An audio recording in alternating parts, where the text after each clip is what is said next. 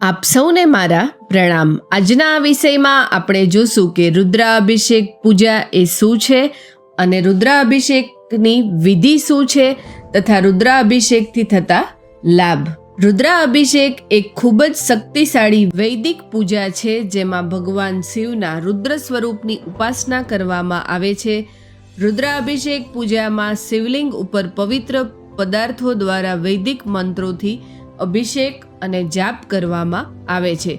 રુદ્રાભિષેકના મુખ્ય તત્વ જેને શિવલિંગ ઉપર અર્પણ કરવામાં આવે છે તે તત્વ જેવા કે દૂધ, દહીં, મધ, ઘી અને સાકરથી મિશ્રિત પંચામૃત, એ સિવાય ગંગાજળ, શેરડીનો રસ, નાળિયેરનું જળ, ચંદન અને ફૂલ.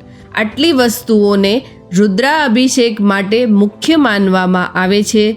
રુદ્રાભિષેક દરમિયાન ભગવાન શિવના 108 નામ, મહામૃત્યુંજય મંત્ર, પંચાક્ષર મંત્ર અથવા શ્રી રુદ્રમ એ મંત્રથી પૂજા કરવામાં આવે છે. રુદ્રાભિષેક માટે શુભ સમય પ્રદોષકાળ, શ્રાવણ માસ અને મહાશિવરાત્રિને માનવામાં આવે છે.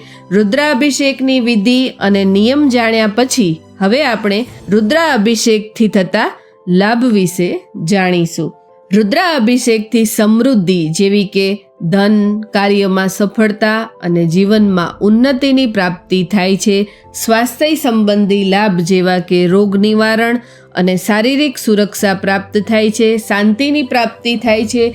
રુદ્રાભિષેકથી નકારાત્મક ઉર્જાનો નાશ થાય છે અને માનસિક શાંતિ મળે છે.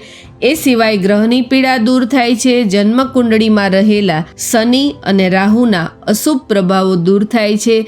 રુદ્રાભિષેકમાં દૂધનો અભિષેક કરવાથી દીર્ઘ આયુ અને માનસિક શાંતિ મળે છે. મધનો અભિષેક કરવાથી દુઃખનો નાશ થાય છે.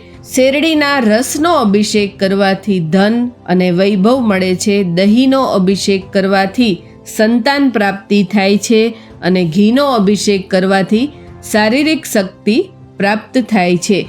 રુદ્ર અભિષેક એ ઘરમાં અથવા શિવાલય એમ બંને જગ્યાએ કરી શકાય છે. રુદ્રાભિષેક જો પુરુષ કરે તો એ પુરુષે ધોતી અને ઉપવસ્ત્ર પહેરવું અને જો સ્ત્રી કરે તો એ સ્ત્રીએ સુકનવંતા રંગની સાડી પહેરીને રુદ્ર અભિષેક કરવો જોઈએ. જો રુદ્ર અભિષેક પૂજા વ્યક્તિ પોતાની જાતે કરે તો એ દિવસે એ વ્યક્તિએ દાન પુણ્ય જરૂર કરવું જોઈએ અને જો વ્યક્તિ રુદ્રાભિષેક પૂજા બ્રાહ્મણો પાસે કરાવે તો બ્રાહ્મણોને પણ યથાશક્તિ દાન દક્ષિણા જરૂર આપવી જોઈએ.